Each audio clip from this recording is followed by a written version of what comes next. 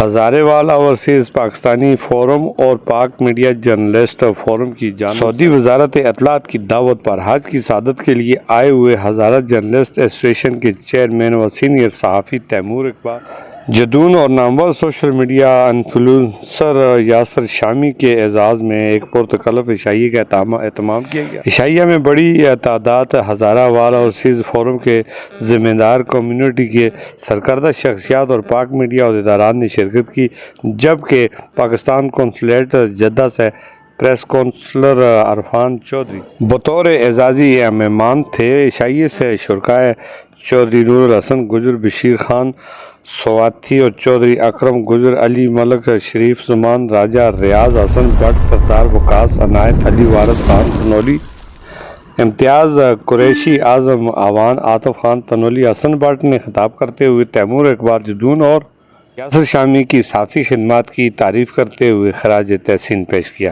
سعودی عرب میں کمیونٹی اتحاد اتفاق پر روشنی ڈالتے ہوئے تیمور خان جدون اور یاسر شامی نے سب کا شکریہ ادا کیا اور کہا کہ ہمارے لیے اعزاز کی بات ہے کہ دیار غیر میں کمیونٹی سے ملنا اور پھر اس طرح اوورسیز کا آپس میں اتحاد و اتفاق دیکھنا۔ اوورسیز پاکستان کا سرمایہ ہے، ملکی ترقی میں اہم کردار ادا کر رہے ہیں۔ ہم اوورسیز کے ہر وقت کوئی بھی مسائل ہوئے تو ہم آواز بنیں گے۔ اللہ کرے کہ پاکستان میں بھی اس طرح کے سیاسی قیادت میں یکجہتی آ جائے، ہر ملک ترقی کرے۔ تقریب کے اختتام پر تیمور خان کی صحافتی خدمات پر ہزارے وال اوورسیز پاکستانی فورم کی جانب سے ایک خصوصی شیلڈ بھی دی گئی۔